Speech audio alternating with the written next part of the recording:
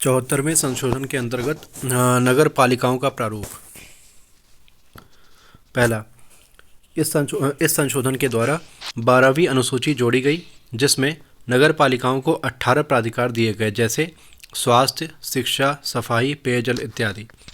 दूसरा, नगर पालिकाओं ने हर स्तर पर महिलाओं को 1/3 अब 50% तथा SC/ST को उनकी जनसंख्या के अनुपात में आरक्षण दिया गया और OBC का आरक्षण राज्य की मर्जी पर छोड़ दिया गया। 243 न। पंचायतों की तरह राज्य वित्त आयोग की व्यवस्था की गई। 243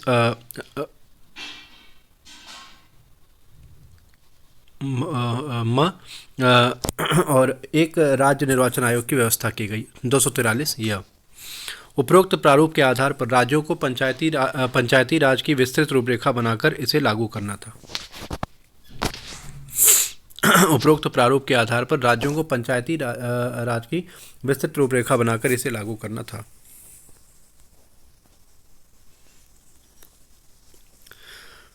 उत्तर प्रदेश पंचायती अधिनियम 1994। ग्राम पंचायत, क्षेत्र पंचायत और जिला पंचायत। ग्राम पंचायत के दो भाग हैं, प्रधान या सरपंच और वार्ड सदस्य, और दूसरा वार्ड सदस्य या पंच, दोनों का चुनाव जनता करेगी। क्षेत्र पंचायत, इसके दो भाग हैं, BDC सदस्य, जनता द्वारा चुनाव, और ब्लॉक प्रमुख, BDC द्वारा चुनाव। तीसरा जिला पंचायत सदस्य जनता चुनेगी और जिला पंचायत अध्यक्ष जिला पंचायत सदस्य चुनेगा। 18 वर्ष से ऊपर आयु वाले ग्रामवासियों को ग्राम सभा कहा जाता है। ग्राम सभा का गठन न्यूनतम 1000 की जनसंख्या पर किया जाता है। ग्राम सभा ग्राम पंचायत के सदस्यों को चुनती है। ग्राम पंचायत में प्रधान और वार्ड सदस्य होते हैं। अधिकतम 15 वार्ड सदस्य हो सकते हैं।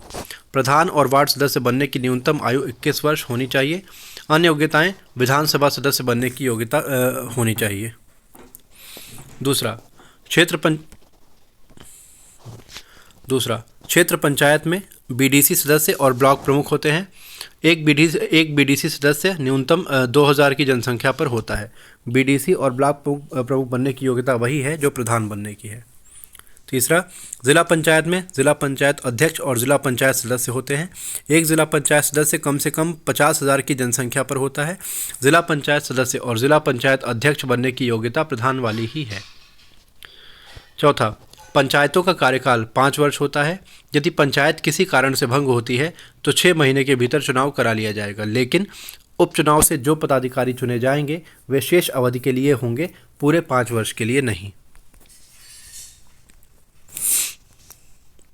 यदि पंचायत के कार्यकाल पूरा होने में 6 महीना शेष है और इसी बीच प्रधान की मृत्यु के कारण पंचायत भंग हो जाती है तो उपचुनाव नहीं होगा। पंचायती चुनाव करवाना राज्य सरकार की जिम्मेदारी है। अतः पंचायती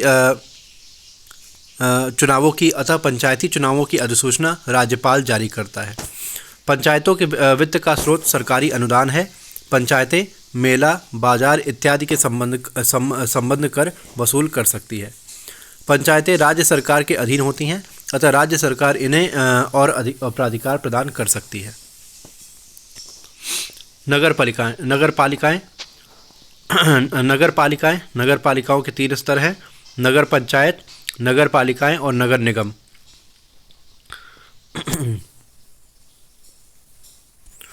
नगर पंचायत 30,000 से 1 लाख की जनसंख्या पर। नगर पंचायत 30,000 से 1 लाख की जनसंख्या पर। इसके 2 भाग होते हैं, सभासद या पार्षद तथा चेयरमैन, दोनों का चुनाव जनता करेगी। दूसरा, नगर पालिकाएं 1 लाख से 5 लाख की जनसंख्या पर। इसके दो भाग हैं, सभासद और चेयरमैन, दोनों का चुनाव जनता करेगी। तीसरा, नगर निगम 5 लाख की जनसंख्या से ऊपर। इसके भी 2 भाग हैं, सभासद और मेयर, इनका भी चुनाव जनता करेगी। नगर पालिकाओं में सभासद, चेयरमैन और मेयर जनता द्वारा चुने जाते हैं। इन सभी पदाधिकारियों की योग्यता विधानसभा सदस्य बनने की होनी चाहिए, लेकिन न्यूनतम आयु 21 वर्ष होनी चाहिए। दूसरा, नगर निगम में मेयर कुछ सदस्यों को नाम निर्देशित भी कर सकता है। नगर निगम में मेयर कुछ सदस्यों को नाम निर्देशित भी कर सकता है। तीसरा, तीनों स्तरों पर उस क्षेत्र के एमपी या एमएलए और एमएलसी भी सदस्य होते हैं। तीनों स्तरों पर उस क्षेत्र के एमपी या एमएलए और एमएलसी भी सदस्य होते हैं, जबकि पंचायतों में केवल क्षेत्र स्तर और जिला स्तर पर ही एमपी, एमएलए और एमएलसी सदस्य होते हैं। उत्तर प्रदेश में पंचायतों में महिलाओं को एससी एसटी के साथ ओबीसी को भी 27% आरक्षण दिया गया है। उत्तर प्रदेश में पंचायतों में महिलाओं और एससी एसटी के साथ ओबीसी को भी 27% आरक्षण दिया गया है। स्थानीय स्वशासन। स्थानीय स्वशासन जिसके दो भाग हैं, पंचायतें और नगर पालिकाएँ। पंचायतें 73वां संशोधन, भाग 9, 11वीं अनुसूची, 29 प्राधिकार, आरक्षण 243D के अंतर्गत, राज्य वित्त आयोग 243I के अंतर्गत और राज्य निर्वाचन आयोग 243K। नगर पालिकाएँ 74वां संशोधन, भाग 9 12वीं अनुसूची, 18 प्राधिकार, आरक्षण 243N, राज्य वित्त आयोग 243M, राज्य निर्वाचन आयोग 243Y। 97वें संशोधन के द्वारा पंचायतों के अंतर्गत 9ख जोड़कर सहकारी सोसाइटी के गठन का प्रावधान किया गया है। अनुच्छेद 243 2H 243 2 के अंतर्गत किया गया है। अनुच्छेद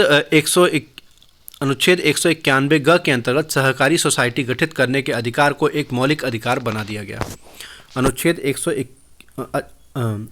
19(1) ग के अंतर्गत सहकारी सोसाइटी गठित करने के अधिकार को एक मौलिक अधिकार बना दिया गया। नोट: पंचायती राज की उपरोक्त रूपरेखा अरुणाचल प्रदेश, मेघालय, मिजोरम, नागालैंड जैसे राज्यों में लागू नहीं है।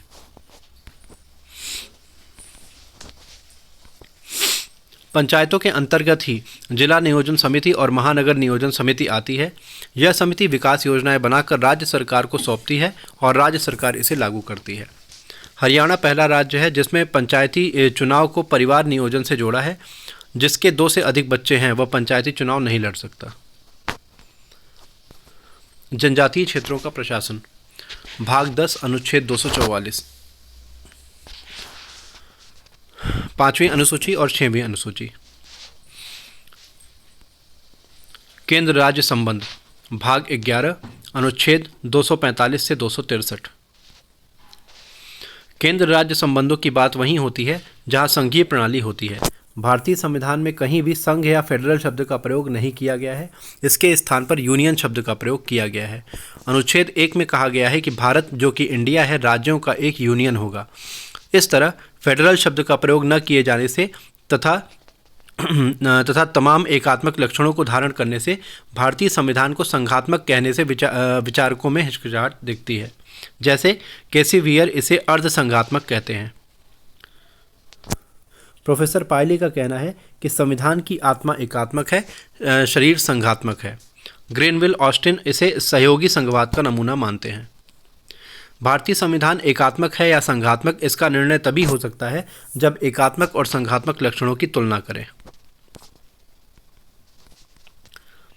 भारतीय संविधान के एकात्मक लक्षण: शक्तियों का झुकाव केंद्र सरकार की तरफ, इकहरी नागरिकता, इकहरी न्यायपालिका, आपातकाल, राज्यपाल का पद और अखिल भारतीय सेवाएं। भारतीय संविधान के संघात्मक लक्षण: केंद्र और राज्यों के बीच शक्तियों का विभाजन, लिखित सर्वोच्च संविधान, सर्वोच्च न्यायपालिका, केंद्र में दोहरा सदन और मौलिक अधिकार। उपरोक्त से स्पष्ट है कि संघात्मक लक्षण ज़्यादा स्पष्ट और मुखर हैं, अतः हम भारतीय संविधान को संघात्मक ही कहेंगे। लेकिन संघात्मकता की कसौटी देश की एकता और अखंडता होगी। जब कभी देश की एकता और अखंडता को खतरा पहुंचेगा तो संविधान एकात्मक लक्षण धारण कर लेगा। कुल मिलाकर भारत एक अनोखा संघ है। केंद्र और राज्यों के बीच विधायी संबंध, अनुच्छेद 245 से 255। केंद्र और राज्यों की विधायी शक्तियों का विस्तार अनुच्छेद 245 में है। अनुच्छेद 246 और 7वीं अनुसूची में केंद्र और राज्यों के बीच विधायी विषयों का वितरण 3 सूचियों के अंतर्गत किया गया है। पहला, संघ सूची। इस सूची में 97 विषय हैं। ये 97 विषय थे। इस सूची में 97 विषय थे, लेकिन सेवा कर से संबंधित 3 प्रविष्टियों को और जोड़ दिया गया, जिससे विषयों की संख्या 100 हो गई है। इन विषयों पर कानून बनाने का अधिकार केंद्र को है। इस सूची के मुख्य विषयों में रक्षा, विदेश, संचार, मुद्रा बैंकिंग, जनगणना, रेलवे, डाक, उड्डयन, खाने इत्यादि शामिल हैं। राज्य सूची, इसमें कुल 61 विषय हैं। पहले 66 विषय थे। इस सूची के विषयों पर राज्य सरकार को कानून बनाने का अधिकार है। इस सूची के मुख्य विषयों में कृषि, स्वास्थ्य, पुलिस, रेलवे पुलिस, कारागार, पंचायती राज इत्यादि प्रमुख विषय हैं। तीसरा, समवर्ती सूची। इस सूची में कुल 52 विषय हैं। पहले केवल 47 विषय थे। 42वें संशोधन के द्वारा निम्नलिखित 5 विषय राज्य सूची से निकालकर समवर्ती सूची में डाल दिए गए: शिक्षा, नापतौल, जंगली जानवर, वन और वन्य जीवों की रक्षा और पक्षियों की रक्षा। समवर्ती सूची के अन्य विषयों में विवाह, तलाक, फौजदारी, परिवार नियोजन, सामाजिक आर्थिक बीमा, ट्रेड यूनियन, निवारक निरोध इत्यादि प्रमुख विषय हैं। इन विषयों पर कानून बनाने का अधिकार केंद्र और राज्य दोनों को है, लेकिन अनुच्छेद 254 में कहा गया है कि यदि समवर्ती सूची के किसी विषय पर बनाए गए केंद्रीय और राज्य सरकार के कानून में टकराव होता है तो प्राथमिकता केंद्र सरकार के कानून को दी जाएगी। अवशिष्ट विषय, अनुच्छेद 248। ऐसे विषय जिनका उल्लेख उपरोक्त तीनों सूचियों में नहीं है अवशिष्ट विषय कहलाते हैं। इन पर कानून बनाने का अधिकार केंद्र सरकार का है। जैसे कंप्यूटर अवशिष्ट विषय है। वे परिस्थितियां जब राज्य सूची के विषय पर कानून बनाने का अधिकार केंद्र को मिल जाता है। अनुच्छेद 249। राज्यसभा द्वारा राज्य सूची के विषय पर कानून बनाने के लिए केंद्र सरकार को प्राधिकृत करता है। राज्यसभा राज्य सूची के विषय पर कानून बनाने के लिए केंद्र सरकार को प्राधिकृत करता है। अनुच्छेद 250। अनुच्छेद 250 आपातकाल में राज्य सूची के विषय पर केंद्र सरकार कानून बना सकती है। अनुच्छेद 252 यदि 2 या 2 से अधिक राज्य केंद्र को राज्य सूची के विषय पर कानून बनाने के लिए कहें तो केंद्र बना सकता है। अनुच्छेद 253 यदि राज्य सूची के किसी विषय पर अंतर्राष्ट्रीय संधि होती है तो केंद्र को ऐसे विषय पर कानून बनाने का अधिकार मिल जाता है। विधायी संबंध, 7वीं अनुसूची। संघ सूची कुल विषय 100। संघ सूची कुल विषय 100, 97 + 3 विषय सेवा कर से संबंधित। राज्य सूची कुल विषय 61, 66 - 5। समवर्ती सूची कुल विषय 52, 47 + 5 विषय 5 विषय समवर्ती सूची में जोड़े गए 42वें संशोधन से। और अवशिष्ट विषय अनुच्छेद 248 संसद। राज्य सूची पर कानून बनाने का केंद्र को अधिकार। अनुच्छेद 249 राज्यसभा द्वारा प्राधिकृत करने पर। अनुच्छेद 250 आपातकाल में। अनुच्छेद 252 राज्यों के कहने पर। और अनुच्छेद 253 अंतर्राष्ट्रीय संधि होने पर।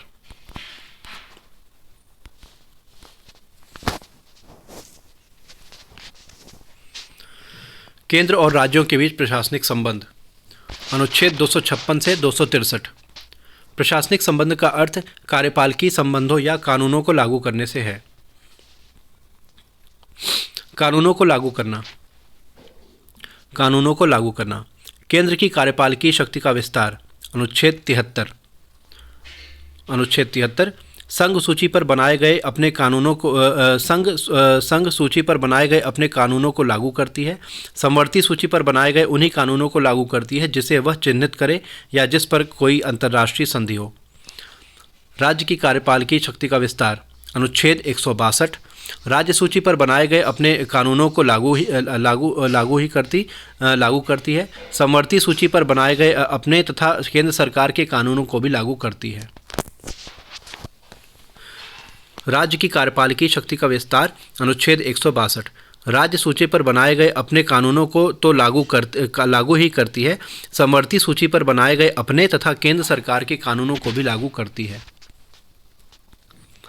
केंद्र या राज्यों के बीच के प्रशासनिक संबंधों को हम निम्नलिखित बिंदुओं के अंतर्गत देख सकते हैं। कार्यपालिकीय अनुदेश देना, अनुच्छेद 256 257। केंद्र सरकार राज्य सरकारों को यह कार्यपालिकीय अनुदेश देती है कि राज्य सरकार राज्य में लागू केंद्रीय विधि का क्रियान्वयन सुनिश्चित करेगा। राज्य सरकार का कोई कार्यपालिकीय कृत्य केंद्र सरकार के कार्यपालिकीय कृत्य में बाधा न पहुंचाए। राज्य सरकार राष्ट्रीय महत्व के संचार साधनों का विकास करे, राष्ट्रीय राजमार्गों की सुरक्षा करे। एक दूसरे को अपने कार्यपालिकीय कार्य सौंपना, अनुच्छेद 258। परस्पर सहमति से केंद्र राज्य से और राज्य केंद्र से अपने किसी कानून को लागू करने के लिए कह सकता है। केंद्र सरकार राज्य की सहमति के बिना भी उससे अपने किसी कानून को लागू करवा सकती है। नदी जल विवाद, अनुच्छेद 262। यदि दो राज्यों के बीच नदी जल विवाद होता है तो इस विवाद को सर्वोच्च न्यायालय के आरंभिक अधिकारिता के अंतर्गत नहीं निपटाया जा सकता। इस विवाद के समाधान के लिए संसद कानून बना सकती है। आपसी बातचीत के जरिए इसका निपटारा किया जा सकता है। संसद विवाद के निपटारे के लिए न्यायाधिकरण का गठन कर सकती है। जैसे कावेरी नदी जल विवाद के निराकरण के लिए कावेरी न्यायाधिकरण का गठन किया गया था। अंतर्राज्यीय परिषद, अनुच्छेद 263। इसका गठन राष्ट्रपति करता है। राष्ट्रपति ने 1990 ईस्वी में पहली बार अंतर्राज्यीय परिषद का गठन किया था। इस परिषद का पदेन अध्यक्ष प्रधानमंत्री होता है। 6 केंद्रीय कैबिनेट मंत्री होता है।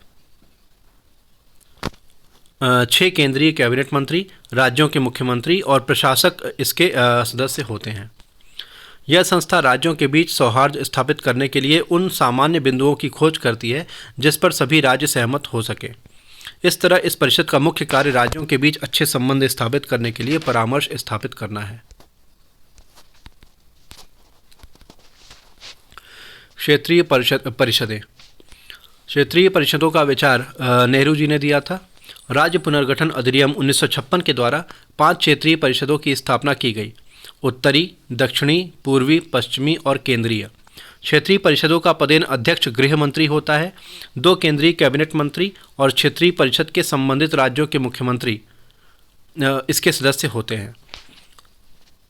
यह भी परामर्शी संस्था है जो क्षेत्रीय राज्यों के बीच के विवादों का समाधान करने में मदद करती है तथा क्षेत्रीय विभिन्नताओं को राष्ट्रीय एकता के साथ समायोजित करके संघीय घनिष्ठता स्थापित करती है। राष्ट्रीय एकता परिषद, इसका गठन 1986 ईस्वी में हुआ, लेकिन पुनर्गठन 1990 ईस्वी में वीपी सिंह की सरकार ने किया। इसके सामने विवाद का पहला मुद्दा बाबरी मस्जिद विवाद को रखा गया। केंद्र राज्य के बीच वित्तीय संबंध, भाग 12, अनुच्छेद 264 से 300। केंद्र और राज्यों के बीच के वित्तीय संबंधों को हम निम्नलिखित बिंदुओं के अंतर्गत समझ सकते हैं। पहला, केंद्र और राज्यों के बीच कर राजस्व का वितरण। दूसरा, वित्त आयोग।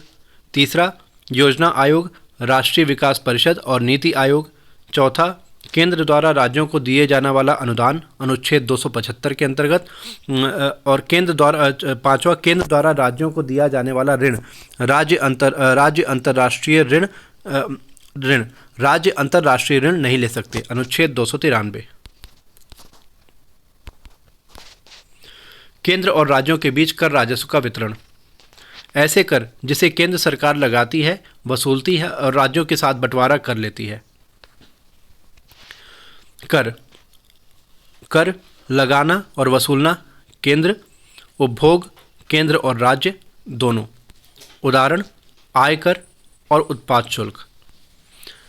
ऐसे कर जिन्हें केंद्र सरकार लगाती है, वसूलती है, लेकिन उपभोग केवल राज्य करते हैं। दूसरा, ऐसे कर जिन्हें केंद्र सरकार लगाती है, वसूलती है, लेकिन उपभोग केवल राज्य करते हैं। कर लगाना और वसूलना केंद्र, उपभोग राज्य सरकार। उदाहरण के लिए समाचार पत्रों के विज्ञापन पर कर और दूसरा, रेल भाड़ों और माल भाड़ों पर कर। तीसरा, ऐसे कर जिन्हें केंद्र सरकार लगाती है, लेकिन वसूली और उपभोग राज्य करते हैं।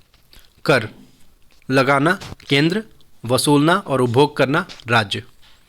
उदाहरण, स्टाम्प शुल्क और दूसरा औषधियों और प्रसाधन पर कर।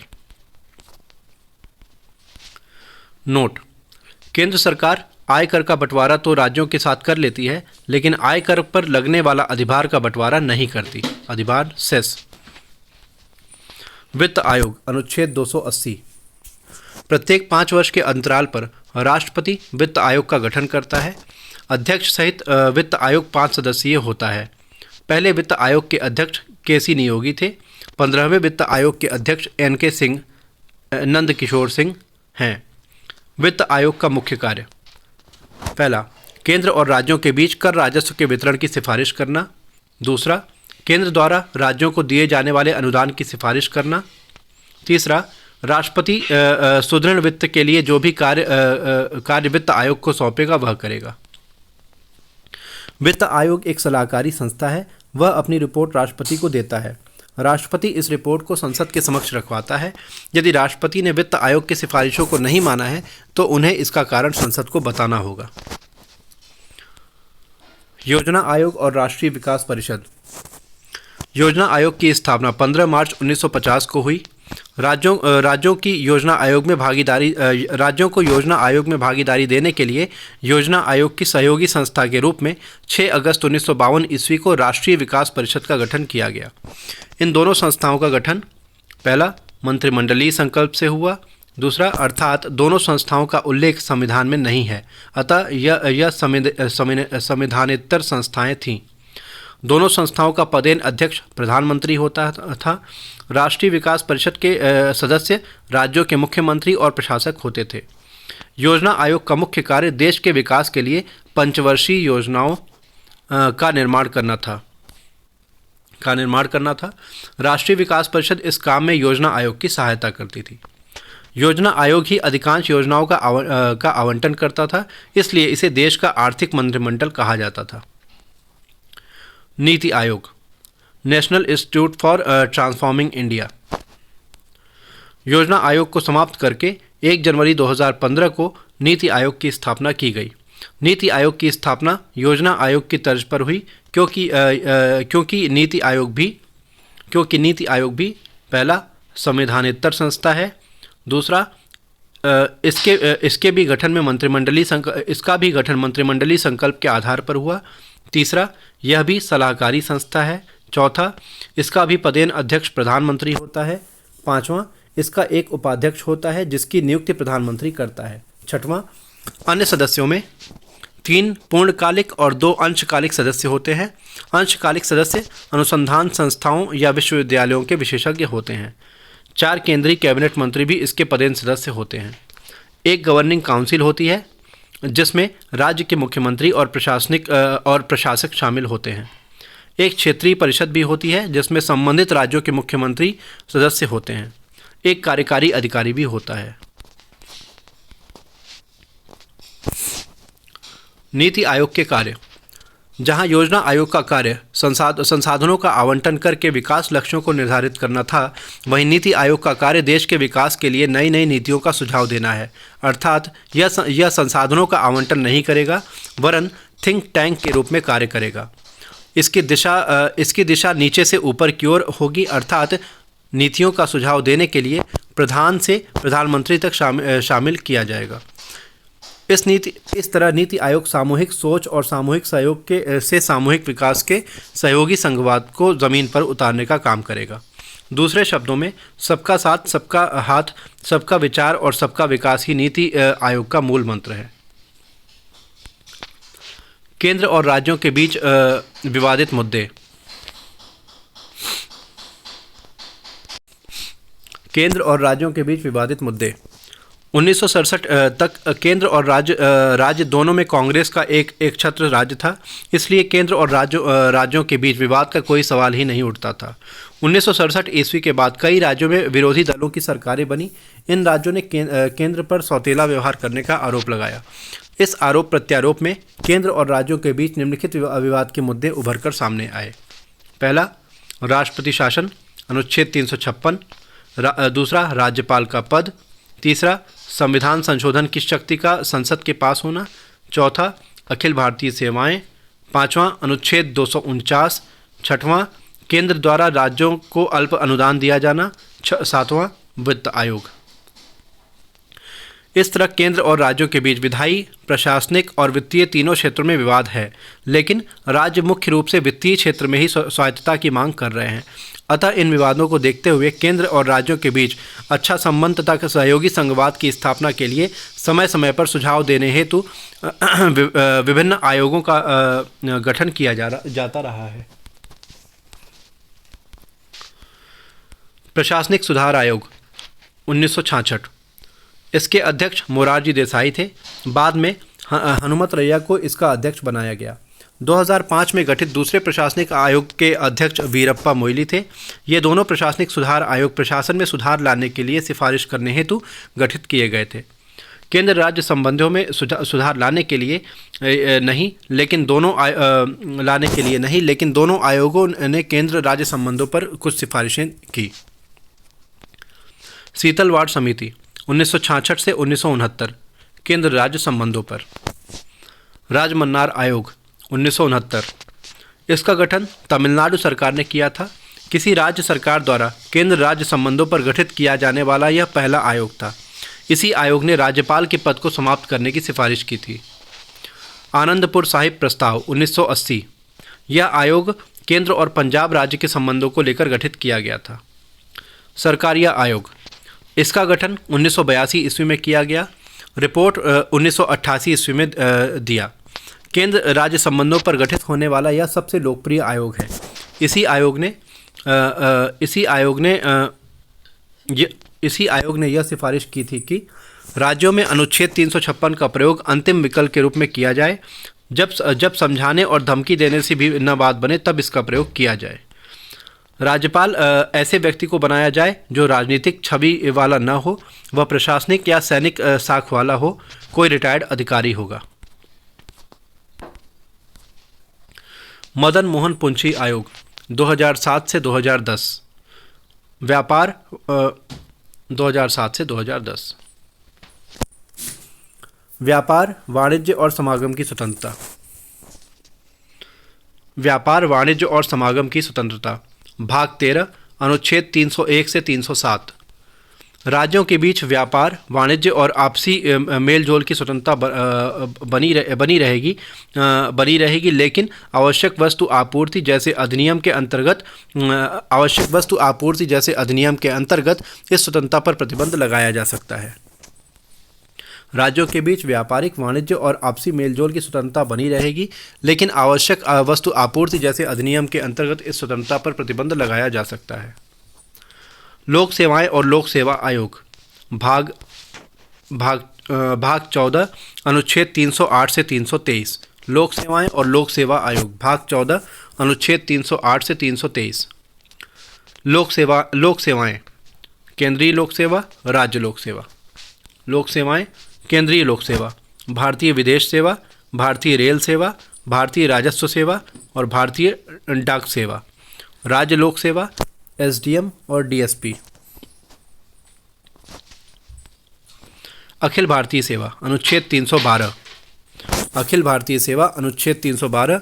आईएएस, आईपीएस, आईएफएस 1966 में जोड़ा गया। लोक सेवा आयोग, अनुच्छेद 315। संघ लोक सेवा आयोग, राज्य लोक सेवा आयोग, संयुक्त राज्य लोक सेवा आयोग। 2 या 2 से अधिक राज्यों के कहने पर राष्ट्रपति संयुक्त राज्य लोक सेवा आयोग का गठन करता है। नियुक्ति, अनुच्छेद 316। संघ लोक सेवा आयोग के अध्यक्ष सदस्य की नियुक्ति राष्ट्रपति करता है।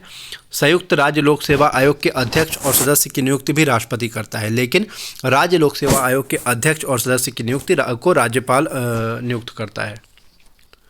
पदावधि। पदावधि। संघ लोक सेवा आयोग के अध्यक्ष सदस्य की पदावधि 6 वर्ष या 65 वर्ष की आयु तक होती है। राज्य लोक सेवा आयोग और संयुक्त राज्य लोक सेवा आयोग और संयुक्त राज्य लोक सेवा आयोग के अध्यक्ष और सदस्य की पदावधि 6 वर्ष या 62 वर्ष की आयु तक होती है। हटाया जाना या पद रिक्ति। अनुच्छेद 317। असमर्थता या भ्रष्टाचार की स्थिति में न्यायालय की सिफारिश पर तीनों लोक सेवा आयोगों के अध्यक्षों और सदस्यों को राष्ट्रपति हटा सकता है। वेतन। संघ लोक सेवा आयोग के अध्यक्ष और सदस्य का वेतन भारत की संचित निधि पर भारित व्यय होगा, जबकि राज्य और संयुक्त राज्य लोक सेवकों को इनका नियोक्ता राष्ट्रपति या राज्यपाल ही पद से हटा सकता है।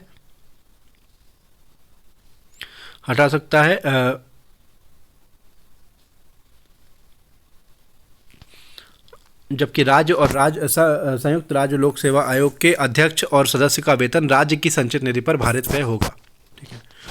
लोक सेवकों को इनका नियोक्ता राष्ट्रपति या राज्यपाल ही पद से हटा सकता है। पद से हटाए जाने या पदोन्नति किए जाने की स्थिति में लोक सेवकों को न्यायालय में सुनवाई का अधिकार होगा, अर्थात वह मुकदमा कर सकता है। भ्रष्टाचार पर अंकुश लगाने के लिए वीरप्पा मोइली वाले प्रशासनिक सुधार आयोग ने अनुच्छेद 312 समाप्त करने की सिफारिश की। अनुच्छेद 312 अखिल भारतीय सेवाएं। रिटायर होने के बाद संघ लोक सेवा आयोग के अध्यक्ष और सदस्य को किसी लाभ के पद पर नियुक्त नहीं किया जा सकेगा, लेकिन राज्य लोक सेवा आयोग के अध्यक्ष और सदस्य को रिटायर होने के बाद संघ लोक सेवा आयोग का अध्यक्ष व सदस्य बनाया जा सकता है। लोक सेवा आयोग के कार्य। अनुच्छेद 320। पहला, लोक सेवकों की भर्ती के लिए प्रतियोगी परीक्षाओं का आयोजन करना। दूसरा, लोक सेवकों के स्थानांतरण, छुट्टी, पदोन्नति इत्यादि के संबंध में सिफारिश करना। लोक सेवा आयोग एक सलाहकारी संस्था है। यह अपनी रिपोर्ट राष्ट्रपति या राज्यपाल को देता है। यदि राष्ट्रपति ने लोक सेवा आयोग की सिफारिश को नहीं माना है तो उसे इसका कारण संसद को बताना होगा।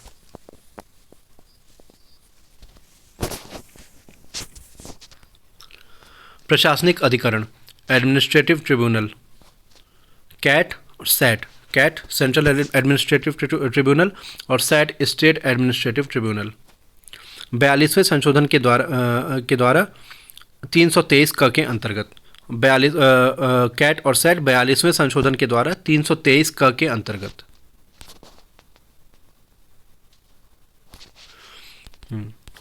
42वें संशोधन के द्वारा 323 क के अंतर्गत प्रशासनिक अधिकरणों की स्थापना का प्रावधान किया गया। 1985 ईस्वी में राजीव गांधी की सरकार ने प्रशासनिक अधिकरणों की स्थापना कर भी दी। ये प्रशासनिक अधिकरण अधिकारियों और कर्मचारियों के नौकरियों से संबंधित मुकदमों की सुनवाई करते हैं, लेकिन न्यायालय, सचिवालय और सेना के कर्मचारियों के मुकदमों की सुनवाई नहीं कर सकते।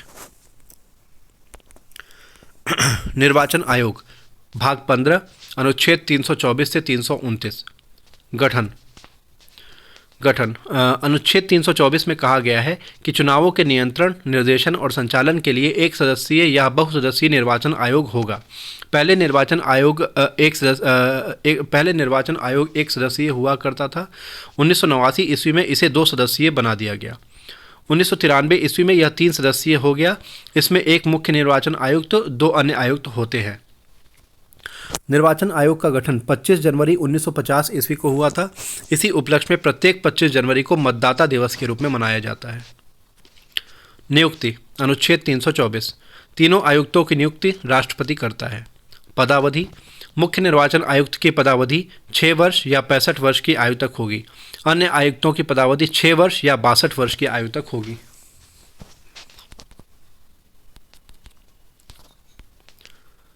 हटाया जाना। 324।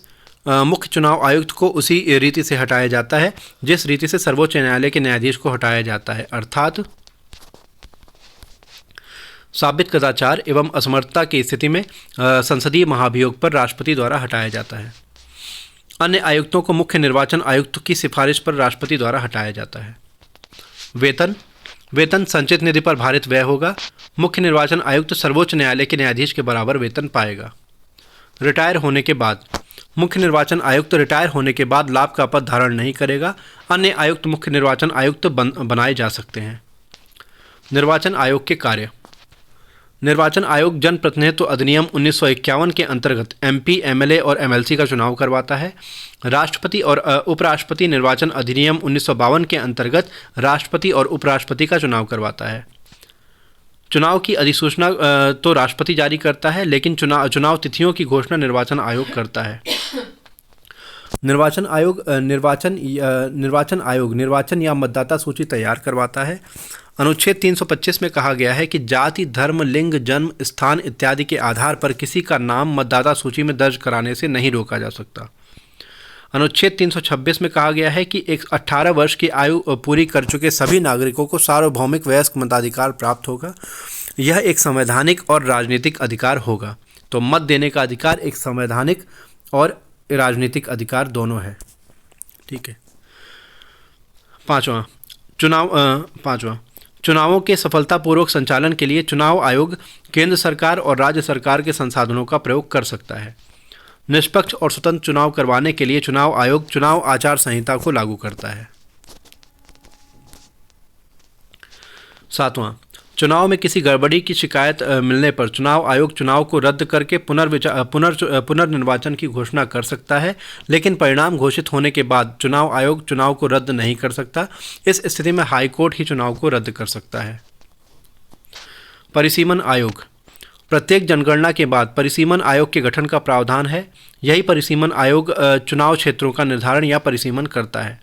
परिसीमन आयोग द्वारा किए गए परिसीमन को न्यायालय में चुनौती नहीं दी जा सकती है। वर्तमान चुनाव क्षेत्रों का परिसीमन 2001 की जनगणना के आधार पर किया गया है। इसके लिए 2002 में परिसीमन आयोग का गठन किया गया था। यहाँ यह स्मरण रहे कि पहली बार 1952 ईस्वी में चुनाव क्षेत्रों का परिसीमन आयोग ने किया था। यहाँ यह स्मरण रहे कि पहली बार 1952 में चुनाव क्षेत्रों का परिसीमन चुनाव आयोग ने किया था।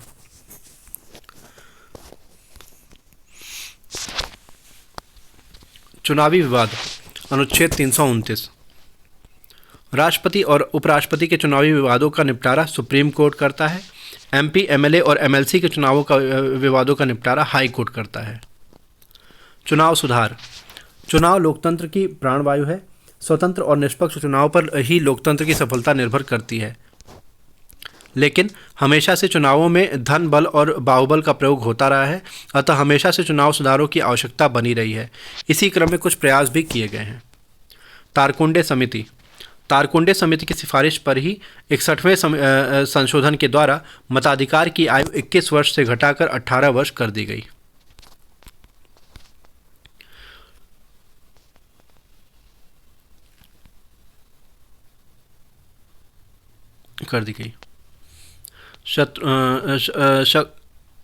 शकधर समिति की सिफारिश पर मतदाता पहचान पत्र जारी किया गया।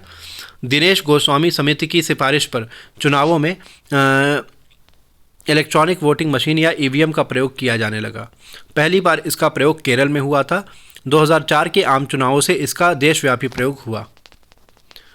जब से सूचना के अधिकार को मूल अधिकार घोषित किया गया है, तब से उम्मीदवारों को नामांकन फॉर्म भरते समय अपनी और अपने परिवार की संपत्ति का ब्यौरा देना होता है। अपनी शैक्षिक और आपराधिक पृष्ठभूमि के बारे में बताना होता है। यदि किसी व्यक्ति को 2 वर्ष से अधिक समय के लिए सजा हो जाती है तो वह चुनाव नहीं लड़ सकता। यदि वह एमपी एमएलए है और उसकी सदस्यता भी यदि वह एमपी या एमएलए है तो उसकी सदस्यता भी समाप्त हो जाएगी। चुनाव सुधारों के अंतर्गत राइट टू रिजेक्ट के अधिकार का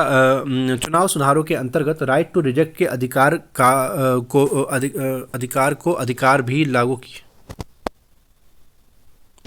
चुनाव सुधारों के अंतर्गत राइट टू रिजेक्ट का अधिकार भी लागू किया गया। ईवीएम में एक button none of the above का भी होता है, जिसे नोटा कहते हैं।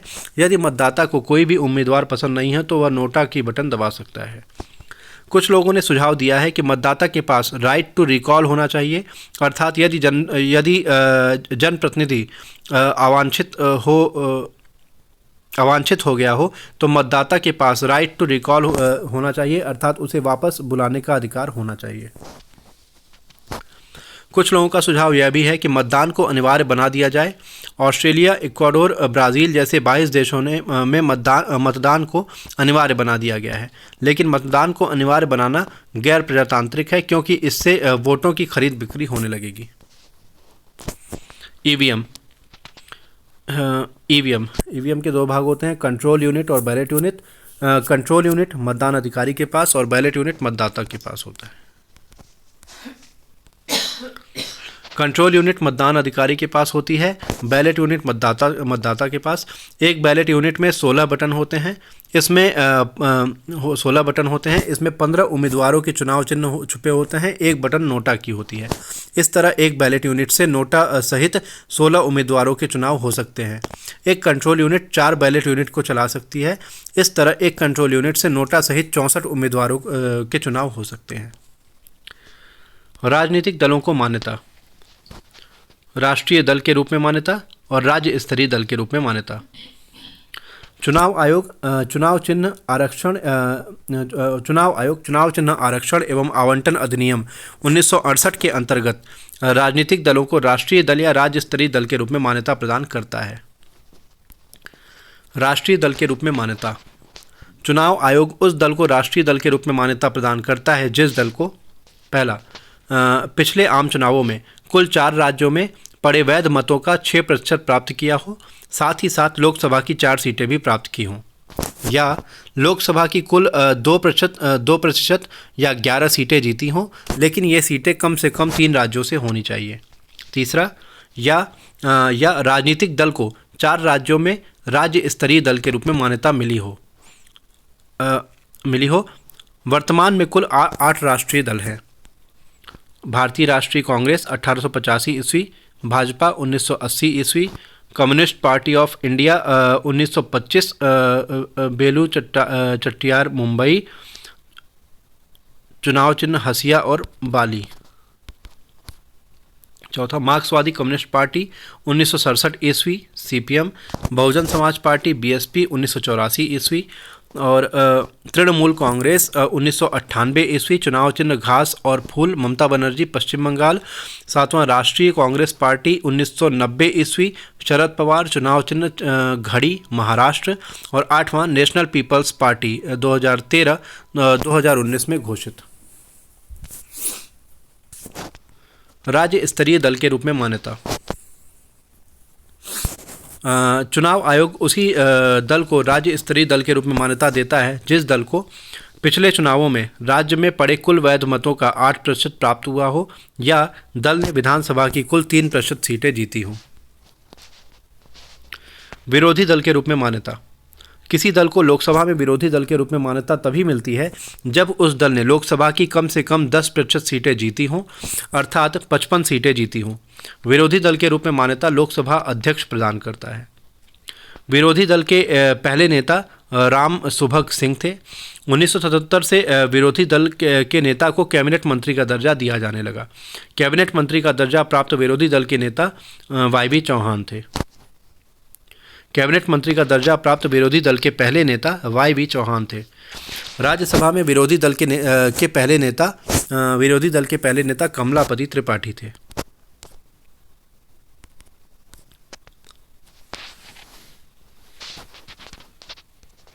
कुछ वर्गों के लिए विशेष प्रावधान। भाग 16 अनुच्छेद 330 से 342। अनुसूचित जाति और अनुसूचित जनजाति के लिए विशेष प्रावधान SC ST। विधायिकाओं में सीटों का आरक्षण। लोकसभा अनुच्छेद 330 SC के लिए 84 सीटें और ST के लिए 47 सीटें। उत्तर प्रदेश में लोकसभा की कुल 80 सीटें हैं जिसमें 17 सीटें SC के लिए आरक्षित हैं। विधानसभा अनुच्छेद 332 SC सर्वाधिक सीटें उत्तर प्रदेश में आरक्षित लगभग 86 सीटें और ST सर्वाधिक MP में आरक्षित। अनुच्छेद 334 में कहा गया है कि अनुच्छेद 334 में कहा गया है कि यह आरक्षण 10 वर्ष तक होगा। 10 वर्ष बाद संविधान का संशोधन करके इस आरक्षण को बढ़ाया जा सकता है। 95वें संशोधन के द्वारा यह आरक्षण 2020 तक के लिए बढ़ा दिया गया है। नोट: राज्यसभा और विधान परिषद में SC और ST को आरक्षण नहीं दिया गया है। SC ST की परिभाषा। अनुच्छेद 366। अनुच्छेद 341 राष्ट्रपति किसी जाति को अनुसूचित जाति घोषित कर सकता है। अनुच्छेद 342 राष्ट्रपति किसी जाति को अनुसूचित जनजाति घोषित कर सकता है। राष्ट्रपति द्वारा घोषित उपरोक्त दोनों में वर्णित जातियां ही अनुसूचित उपरोक्त दोनों में वर्णित जातियां ही अनुच्छेद 366 के अंतर्गत SC ST की परिभाषा में आएंगी। SC ST आयोग अनुच्छेद 338। SC ST आयोग में सदस्य कितने होते हैं? 5। 65वां संशोधन SC ST के लिए संयुक्त आयोग। 89वां संशोधन SC ST के लिए अलग अलग आयोग। SC ST आयोग का गठन राष्ट्रपति करता है। राष्ट्रपति ने 1990 ईस्वी में SC ST के लिए संयुक्त आयोग का गठन किया था। बाद में 89वें संशोधन के द्वारा अनुच्छेद 338 का जोड़कर SC ST के लिए अलग अलग आयोग गठित किए गए। SC ST आयोग में एक अध्यक्ष, एक उपाध्यक्ष और 3 अन्य सदस्य होते हैं। SC ST के लिए अन्य प्रावधान: कल्याणकारी अधिकारी की नियुक्ति अनुच्छेद 389 और जनजातीय मंत्री की नियुक्ति और जनजाति मंत्री की नियुक्ति।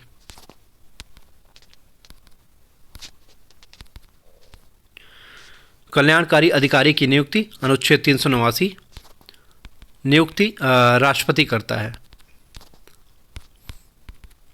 और जनजाति मंत्री की नियुक्ति उड़ीसा, मध्य प्रदेश, छत्तीसगढ़ और झारखंड के मंत्रिपरिषद में एक जनजाति मंत्री भी नियुक्त किया जाता है। उड़ीसा, मध्य प्रदेश, छत्तीसगढ़ और झारखंड के मंत्रिपरिषद में एक जनजाति मंत्री भी नियुक्त किया जाएगा।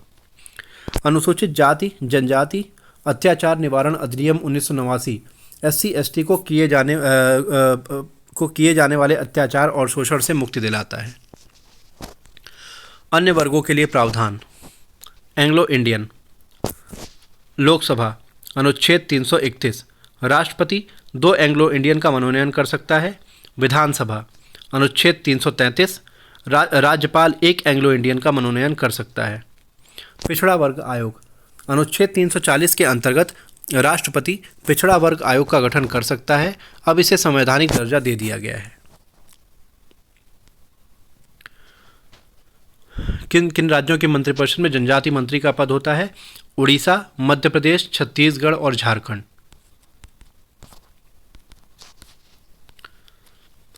राजभाषा और राजभाषा आयोग भाग 17 अनुच्छेद 343 से 351।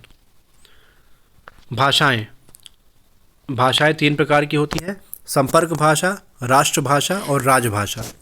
संपर्क भाषा आपसी संवाद की भाषा। राष्ट्रभाषा राष्ट्रीय भावना को प्रकट करने वाली भाषा। और राजभाषा राजकाज या सरकारी कामकाज की भाषा।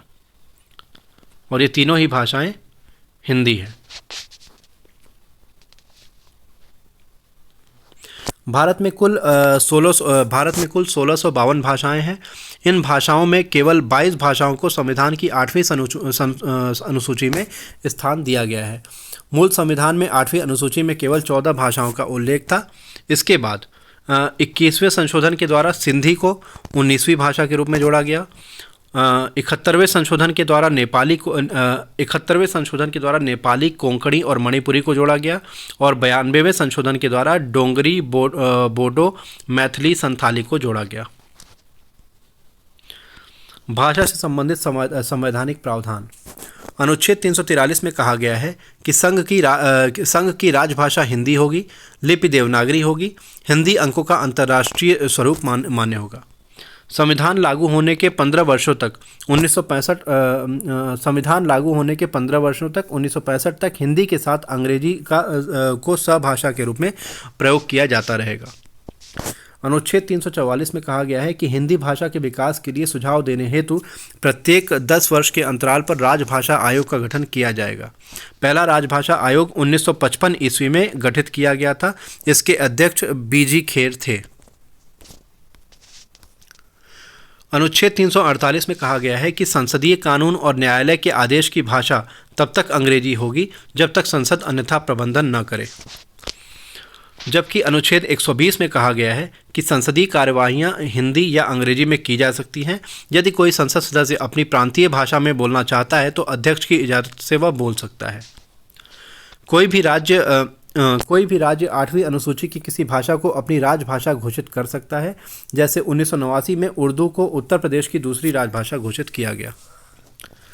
अनुच्छेद 350 क में कहा गया है कि राज्य भाषाई अल्पसंख्यकों के बच्चों को उनकी मातृभाषा में शिक्षा की सुविधाएं उपलब्ध कराएगा। अनुच्छेद 350 ख में कहा गया है कि राज्य भाषाई अल्पसंख्यकों के लिए राजभाषा अधिकारी की नियुक्ति कर सकता है या नियुक्ति राष्ट्रपति करेगा। अनुच्छेद 351 में कहा गया है कि राज्य हिंदी भाषा के विकास के लिए काम करेगा। नोट: 1964 ईस्वी में गठित कोठारी आयोग त्रिभाषा 1964 ईस्वी में गठित कोठारी आयोग ने त्रिभाषा फार्मूला दिया था। त्रिभाषा मतलब हिंदी प्लस अंग्रेजी प्लस कोई प्रांतीय भाषा। आपात उपबंध भाग 18 अनुच्छेद 352 से 360। अनुच्छेद 352 राष्ट्रीय आपात, अनुच्छेद 356 राष्ट्रपति शासन, अनुच्छेद 360 वित्तीय आपात।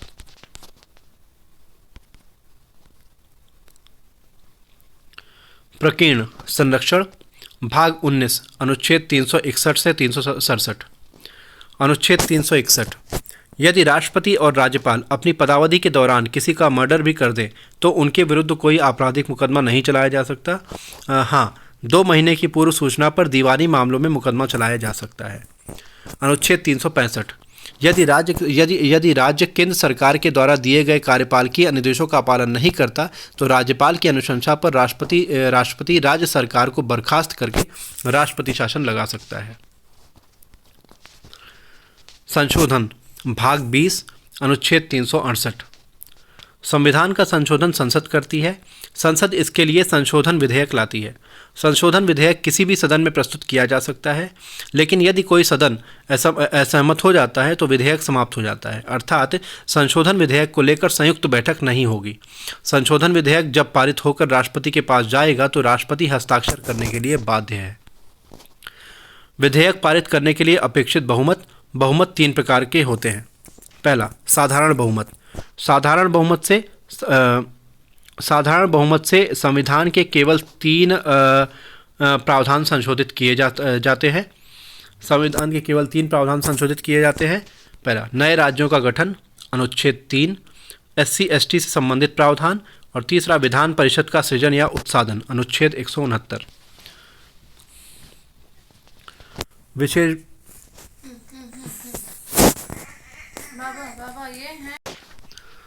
विशेष बहुमत। विशेष बहुमत में 2 शर्तें हैं। सदन की कुल सदस्य संख्या का बहुमत प्लस उपस्थित एवं मतदान करने वाले सदस्यों का 2/3 बहुमत। साधारण बहुमत से संशोधित होने वाले प्रावधानों और अति विशेष संशोधन से पारित होने वाले प्रावधानों को छोड़कर संविधान के शेष प्रावधान विशेष बहुमत से संशोधित किए जाते हैं। अति विशेष बहुमत। विशेष बहुमत प्लस आधे से अधिक राज्यों के अनुसमर्थन से संशोधित होने वाले प्रावधानों को अति विशेष बहुमत कहा जाता है। इस बहुमत से संविधान के निम्नलिखित परिसंघीय प्रावधान केंद्र और राज्य दोनों से संबंधित संशोधित किए जाते हैं। राष्ट्रपति का चुनाव, अनुच्छेद 54-55, 7वीं अनुसूची। केंद्र और राज्य की विधायी शक्तियों का विस्तार, अनुच्छेद 245। केंद्र और राज्य की कार्यपालिकी शक्ति का विस्तार।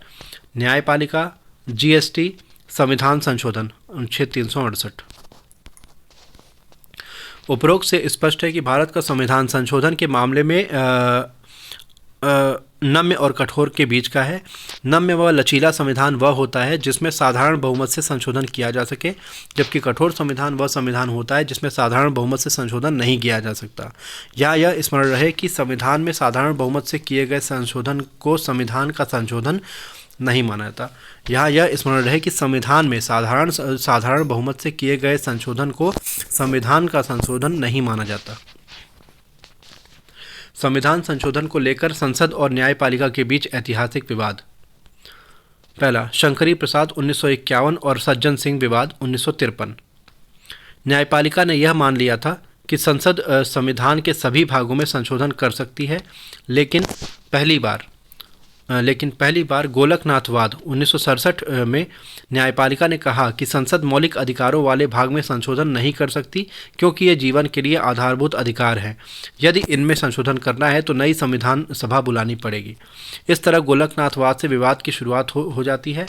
गोलकनाथवाद के प्रभाव को समाप्त करने के लिए संसद 24वां संशोधन कर देती है। इसके द्वारा अनुच्छेद 368 3-4 जोड़कर यह स्पष्ट रूप से लिख दिया जाता है कि इस अनुच्छेद में संशोधन की प्रक्रिया के साथ संसद को संशोधन की शक्ति भी दी गई है। इसलिए संसद संविधान के सभी भागों में संशोधन कर सकती है। आगे चलकर 24वें संशोधन को केशवानंद भारती केरल 1973 वाद में चुनौती दी जाती है।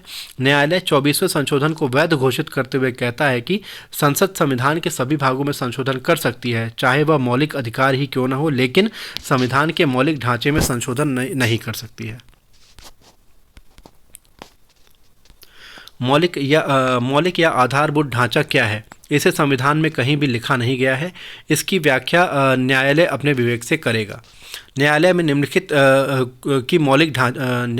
निम्नलिखित को मौलिक ढांचा घोषित किया है: संसदीय सरकार, कानून का शासन, पंथ निरपेक्षता, न्यायिक पुनर्विलोकन और अनुच्छेद 32।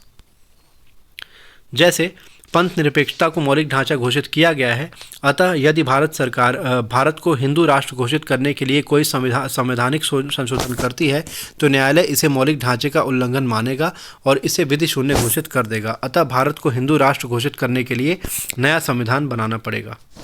इस तरह केशवानंद भारती वाद में न्यायालय ने आधारभूत ढांचे का सिद्धांत प्रतिपादित करके अपनी न्यायिक पुनर्विलोकन शक्ति के लिए एक बड़ा स्रोत ढूंढ लिया। अब न्यायालय संसद के किसी संशोधन कानून का इस आधार पर न्यायिक पुनर्विलोकन करके विधि शून्य घोषित कर सकता है कि यह कानून आधारभूत ढांचे का उल्लंघन करता है।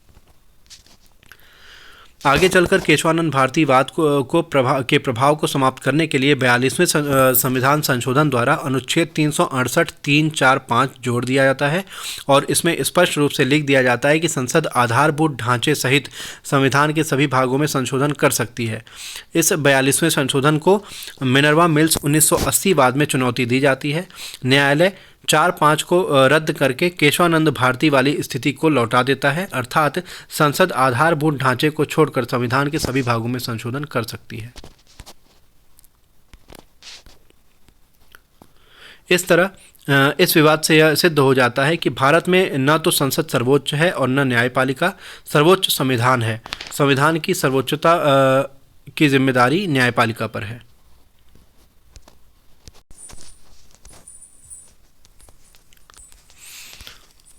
प्रमुख संविधान संशोधन। पहला संविधान संशोधन 1951 ईस्वी, 9वीं अनुसूची जोड़ी गई। 7वां संविधान संशोधन राज्यों का पुनर्गठन। 14वां संविधान संशोधन पांडिचेरी में विधानसभा और राज्य सरकार का गठन। 21वां संविधान संशोधन सिंधी भाषा जोड़ी गई। 24वां संविधान संशोधन संसद को संविधान के सभी भागों में संशोधन की शक्ति। 25वां संविधान संशोधन मौलिक अधिकारों पर निर्देशक तत्वों को प्राथमिकता दी गई। 26वां संविधान संशोधन राजाओं के प्रिवी पर्स की समाप्ति। 31वां संविधान संशोधन लोकसभा की सीटों को 525 से बढ़ाकर 545 किया गया। 35वां संविधान संशोधन सिक्किम को सह राज्य का दर्जा। 36वां संविधान संशोधन सिक्किम को पूर्ण राज्य का दर्जा। 42वां संविधान संशोधन 1976 ईस्वी। इसके प्रारूपकार डॉक्टर स्वर्ण सिंह थे। इसे संक्षिप्त संविधान कहा जाता है क्योंकि इसके द्वारा संविधान के अधिकांश भागों में संशोधन किया गया, जैसे 10 मौलिक कर्तव्यों को जोड़ा गया। लोकसभा की अवधि 6 वर्ष की गई। इस संशोधन के द्वारा श्रीमती गांधी ने संसदीय सर्वोच्चता स्थापित करने की कोशिश की। 44वां संविधान संशोधन 1978 ईस्वी। जनता सरकार। यह संशोधन जनता सरकार ने किया था। इसके द्वारा 42वें संशोधन के प्रभाव को कम करने के लिए किए गए, जैसे लोकसभा की अवधि पुनः 5 वर्ष की गई। अनुच्छेद 352 में कैबिनेट और सशस्त्र विद्रोह शब्द जोड़ा गया। संपत्ति के मूल अधिकार को कानूनी अधिकार बनाया गया। 52वां संविधान संशोधन 1985 ईस्वी। 10वीं अनुसूची जोड़ी गई जिसमें दल बदल विरोधी कानून का प्रावधान किया गया। 53वां संविधान संशोधन मिजोरम को राज्य का दर्जा। 55वां संविधान संशोधन अरुणाचल प्रदेश को राज्य का दर्जा। 56वां संविधान संशोधन गोवा को राज्य का दर्जा। 58वां संविधान संशोधन संविधान का हिंदी में प्राधिकृत पाठ। 61वां संविधान संशोधन मतदान की आयु 21 से घटाकर 18 वर्ष की गई। 65वां संविधान संशोधन SC/ST आयोग। 69वां संविधान संशोधन दिल्ली में राज्य सरकार और विधानसभा का गठन। 70वां संविधान संशोधन दिल्ली पांडिचेरी राज्य को राष्ट्रपति के चुनाव में भाग लेने का मौका। 71वां संविधान संशोधन भाषाएं, 83वां संविधान संशोधन, अरुणाचल प्रदेश की पंचायतों में अनुसूचित जाति SC के आरक्षण के प्रावधान को समाप्त किया गया। 84वां संविधान संशोधन, लोकसभा की सीटें 2026 तक यथावत बनी रहेंगी। 85वां संविधान संशोधन, SC ST को प्रमोशन में आरक्षण। 86वां संविधान संशोधन, 6 से 14 वर्ष के बच्चों को निःशुल्क अनिवार्य शिक्षा का अधिकार। 87वां संविधान संशोधन, चुनाव क्षेत्रों के परिसीमन का आधार 2001 की जनगणना होगा। 88वां संविधान संशोधन, सेवा कर। 89वां संविधान संशोधन, SC ST आयोग को अलग अलग किया गया। 91वां संविधान संशोधन, मंत्रिपरिषद का आकार लोकसभा की कुल सदस्य संख्या का 15% किया गया। 92वां संविधान संशोधन, भाषाएं। 93वां संविधान संशोधन, निजी शिक्षण संस्थाओं में आरक्षण।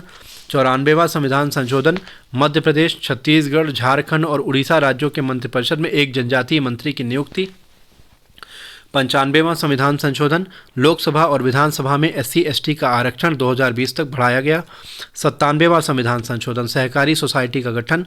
99वां संविधान संशोधन, राष्ट्रीय न्यायिक नियुक्ति आयोग। 100वां संविधान संशोधन, भारत बांग्लादेश सीमा विवाद समाप्त घोषित किया गया। 101वां संविधान संशोधन, GST। अस्थायी संक्रमणकालीन उपबंध, भाग 21, अनुच्छेद 369 से 392, कुछ राज्यों की विशेष स्थिति। अनुच्छेद 370 कश्मीर का। अनुच्छेद 371 अन्य राज्यों की। अन्य राज्यों की विशेष स्थिति, अनुच्छेद 371। 371 क नागालैंड, 371 ख असम, 371 ग मणिपुर, 371 घ अंगा आंध्र प्रदेश, 371 च सिक्किम, 371 छ मिजोरम, 371 ज अरुणाचल प्रदेश, 371 झ गोवा। संविधान का नाम, प्राधिकृत पाठ और लागू होना, भाग 22, अनुच्छेद 393 से 395। अनुच्छेद 393 में कहा गया है कि संविधान का नाम भारत का संविधान होगा। अनुच्छेद 394 में कहा गया है कि संविधान का हिंदी में प्राधिकृत पाठ होगा। 58वां संविधान संशोधन, अनुच्छेद 395 में संविधान के लागू होने की बात कही गई है। संविधान की अनुसूचियाँ। मूल संविधान में कुल 8 अनुसूचियाँ थीं, वर्तमान में 12 हैं। पहली अनुसूची, संघ और उसके राज्य क्षेत्र। दूसरी अनुसूची, संवैधानिक अधिकारियों के वेतन भत्ते। तीसरी अनुसूची, इसी अनुसूची में मंत्री, MP, MLA, CAG, निर्वाचन आयुक्त इत्यादि की शपथ तो है, लेकिन राष्ट्रपति उपराष्ट्रपति की शपथ नहीं है। चौथी अनुसूची, राज्यसभा में स्थानों का आवंटन। 5वीं अनुसूची, जनजाति क्षेत्रों का प्रशासन। 6ठी अनुसूची, असम, मेघालय, मिजोरम, त्रिपुरा, दार्जिलिंग, गोरखा परिषद के जनजाति क्षेत्रों का प्रशासन। 7वीं अनुसूची, केंद्र और राज्यों के बीच शक्तियों का विभाजन। 8वीं अनुसूची, भाषाएं। 9वीं अनुसूची, भूमि सुधार प्लस, यह पहले संशोधन में जोड़ी गई थी। इसमें कुल 284 भूमि सुधार कानून हैं। तमिलनाडु सरकार के 69% वाला आरक्षण कानून इसी में है। यह अनुसूची एक तरह का लॉकर है। इसमें डाले गए कानूनों का न्यायिक पुनर्विलोकन नहीं किया जा सकता, लेकिन इसके दुरुपयोग को देखते हुए न्यायालय ने कहा कि वह पुनर्विलोकन कर सकता है। 10वीं अनुसूची, दल बदल विरोधी कानून 52वें संशोधन में जोड़ी गई। 11वीं अनुसूची, पंचायती राज 73वें संशोधन द्वारा जोड़ी गई। 12वीं अनुसूची, नगर पालिकाएं 74वें संशोधन में जोड़ी गई। उपरोक्त से यह स्पष्ट हो जाता है कि भारतीय संविधान में कुल 22 भाग 395 अनुच्छेद हैं, वर्तमान में 444 और 12 अनुसूचियां हैं। इस तरह भारत का संविधान दुनिया का सबसे विशाल संविधान है। इतना ही नहीं, जेनिंग्स जैसे विचारकों ने इसे वकीलों का स्वर्ग कहा है। यह वकीलों का स्वर्ग इसलिए नहीं है कि संविधान सभा में अधिकांश वकील थे। वकीलों का स्वर्ग इसलिए है कि एक तो संविधान बड़ा है, दूसरे एक अनुच्छेद में कई के अर्थ हैं, इसलिए बहस के लिए मौका मिलता है। दल बदल विरोधी कानून, 52वां संशोधन, 10वीं अनुसूची जोड़कर दल बदल पर रोक लगाई गई। 91वां संशोधन, मंत्रिपरिषद का आकार निर्धारित किया गया और दल बदल पर प्रभावी रोक लगाई गई। राजनीति में धन बल और बाहुबल का प्रयोग होता आया है। धन बल और बाहुबल का प्रयोग करके बड़े पैमाने पर दल बदल कराया जाता है। इससे जनादेश की अवहेलना होती रही है। अतः दल बदल पर रोक लगाने के लिए राजीव गांधी की सरकार ने 1985 ईस्वी में 52वां संशोधन करके 10वीं अनुसूची जोड़ी। इस अनुसूची के द्वारा दल बदल विरोधी कानून से दल बदल पर रोक लगाई गई। दल बदल कानूनों को समझने के लिए निम्नलिखित 3 बिंदु हैं। पहला, दल बदल कानून किस पर और कब लागू होगा? यदि कोई एमपी, एमएलए या एमएलसी अपने मूल दल को छोड़कर दूसरे दल में शामिल हो जाता है तो उसके विरुद्ध दल बदल विरोधी कानून लागू होगा। उसकी सदस्यता समाप्त हो जाएगी, अर्थात वह एमपी, एमएलए व एमएलसी नहीं रहेगा। यदि कोई एमपी, एमएलए या एमएलसी पार्टी द्वारा जारी व्हिप या सचेतक का उल्लंघन करता है तो भी उसके विरुद्ध दल बदल विरोधी कानून लागू होगा, अर्थात उसकी सदस्यता समाप्त हो जाएगी। यहाँ पार्टी व्हिप का उल्लंघन का अर्थ है कि सदन में किसी मुद्दे पर पार्टी का एमपी या एमएलए पार्टी लाइन पर वोट न देकर दूसरी पार्टी को वोट दे। दल बदल विरोधी कानून किस पर लागू होगा? यदि पार्टी अपने किसी एमपी या एमएलए को पार्टी से निकाल देती है तो ऐसे एमपी या एमएलए के विरुद्ध दल बदल विरोधी कानून लागू नहीं होगा, अर्थात इसकी सदस्यता समाप्त नहीं होगी। लोकसभा अध्यक्ष, उपाध्यक्ष, उपसभापति, विधानसभा अध्यक्ष, उपाध्यक्ष, विधान परिषद के सभापति, उपसभापति के विरुद्ध दल बदल विरोधी कानून लागू नहीं होगा। यदि एक पार्टी का दूसरी पार्टी में विलय हो जाता है या किसी पार्टी के 2/3 सदस्य अपना अलग गुट बना लेते हैं या किसी पार्टी में विलय कर लेते हैं तो इन पर दल बदल विरोधी कानून लागू नहीं होगा। पहले 2/3 की जगह 1/3 का प्रावधान था। 2/3 वाला प्रावधान 91वें संशोधन में किया गया। तीसरा, दल बदल विरोधी कानून के अंतर्गत अयोग्यता निर्धारण कौन करेगा? यदि दल बदल के कारण लोकसभा का कोई सदस्य अयोग्य हो गया है तो इसका निर्धारण लोकसभा अध्यक्ष करेगा। यदि राज्यसभा का सदस्य अयोग्य हो गया है तो इसका निर्धारण सभापति करेगा। इसी तरह विधानसभा सदस्यों की अयोग्यता का निर्धारण विधानसभा अध्यक्ष और विधान परिषद के सदस्यों की अयोग्यता का निर्धारण विधान परिषद अध्यक्ष करेगा। इन पीठासीन अधिकारियों के द्वारा किए गए निर्णय को न्यायालय में चुनौती नहीं दी जा सकती, अर्थात इनका निर्णय अंतिम होगा। हाँ, असद्भावना पूर्ण होने पर न्यायालय में चुनौती दी जा सकती है। मानवाधिकार आयोग 10 दिसंबर 1948 को संयुक्त राष्ट्र संघ ने मानवाधिकारों का घोषणा पत्र जारी किया। इसी उपलक्ष्य में प्रत्येक 10 दिसंबर को मानवाधिकार दिवस के रूप में मनाया जाता है। मानवाधिकारों के घोषणा पत्र के जारी होने के बाद मानवाधिकारों के संरक्षण के लिए तमाम देशों की सरकारों ने मानवाधिकार आयोगों का गठन किया। भारत में 1993 ईस्वी में मानवाधिकार अधिनियम पारित हुआ। इस अधिनियम के अंतर्गत 1994 ईस्वी में राष्ट्रीय मानवाधिकार आयोग का गठन किया गया। राज्यों में राज्य मानवाधिकार आयोगों का गठन किया गया। राष्ट्रीय मानवाधिकार आयोग एक वैधानिक संस्था है। इसमें 8 सदस्य होते हैं और एक अध्यक्ष होता है। इसका अध्यक्ष सर्वोच्च न्यायालय का रिटायर्ड मुख्य न्यायाधीश होता है। इसका कार्यकाल 5 वर्ष या 70 वर्ष की आयु तक होता है। राष्ट्रीय मानवाधिकार आयोग के पहले अध्यक्ष रंगनाथ मिश्रा थे। वर्तमान अध्यक्ष HL दत्तू हैं। राष्ट्रीय महिला आयोग महिला आयोग अधिनियम 1990 में पारित हुआ। 1992 ईस्वी में राष्ट्रीय महिला आयोग की स्थापना की गई। यह 5 सदस्यीय संस्था है। महिला आयोग का संवैधानिक आधार अनुच्छेद 15(3) है। महिला आयोग की पहली अध्यक्ष जयंती नटराजन थी। वर्तमान अध्यक्ष रेखा शर्मा हैं।